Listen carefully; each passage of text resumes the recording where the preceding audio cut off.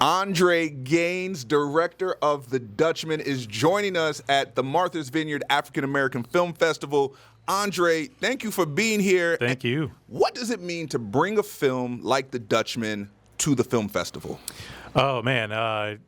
First of all, good to see you. Second of all, this festival is very special to me. This is the third time that I've screened a film here. Stephanie and Floyd Rance, the founders, did this amazing thing and founded this out of thin air 23 years ago. They're dear friends of mine. We're working together right now on something. And I always, love the Vineyard. It's just a, big black family reunion, like being able to see everybody. Some folks that you only get to see kind of once a year. Running into folks like you that are from LA, from New York, that we may not see each other more regularly. You always kind of find a place here on the Vineyard. So it just has this special feel to me. With The Dutchman, you're stepping into the big shoes of Amiri Baraka, right? That's a heavy weight to carry. It is, yeah. What made you want to take on such a monumental project?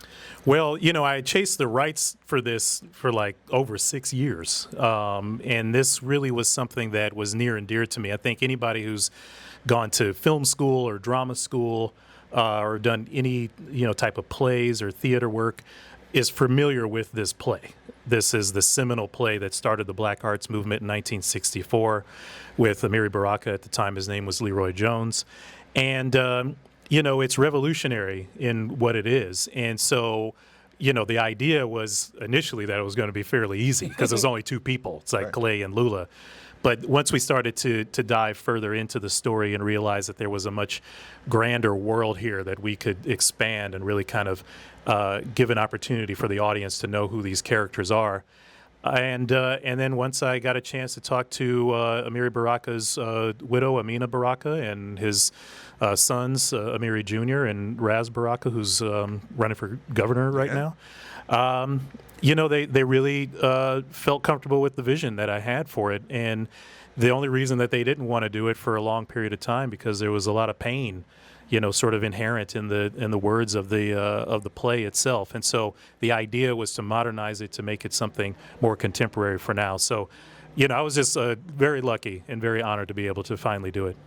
The theme of this year's film festival is about joy, what sparks joy. As a black creative who's taken on this monumental project, what brings you joy as a producer, as a director, and as a creator in this art form you've chosen to work in? I mean, well, the Vineyard definitely brings me joy. It always brings me joy. It's such a wonderful place, a magical place that people really don't realize until they actually kind of set foot here and spend some time here. Unfortunately, this go around, I have to be kind of in and out. But I draw energy and joy from my family, from my wife, from my parents, my children.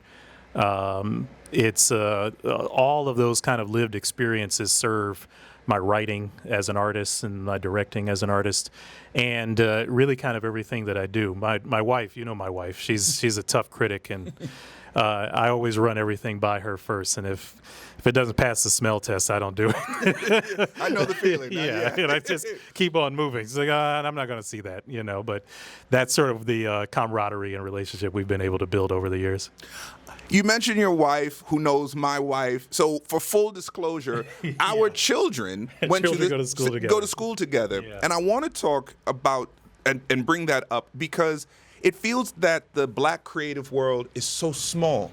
It is. That everyone knows someone or is so next or so close by a few degrees of separation.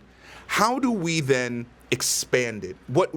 In the realm that you've worked in, coming to the festival for the third year, what can we do? What would you tell young creatives that they can do to expand their network, their horizons, so that it isn't just kind of a few of us? It is. It is very insular. It's a very small community. It's the entertainment community in and of itself is very small, black or white, frankly, and I try to mentor filmmakers on a regular basis. I try to have them on my sets. I try to have them in the edit room with me anytime that I can. Ones that I feel have something, have sort of that special spark, and are hungry and really, anxious to try to make something of themselves or try to advance their careers. The unique thing about the era that we are in now is that we have this whole creator community, this whole social media creator community, YouTube creators, Instagram, and so many different other outlets that people can actually express themselves and make short films, and they can shoot them on their iPhones. Every talk that I have to give, I say you're walking around with a motion picture camera right in your pocket. Like, this is a high density camera that you can actually go out and make really beautiful photography with if you know what you're doing.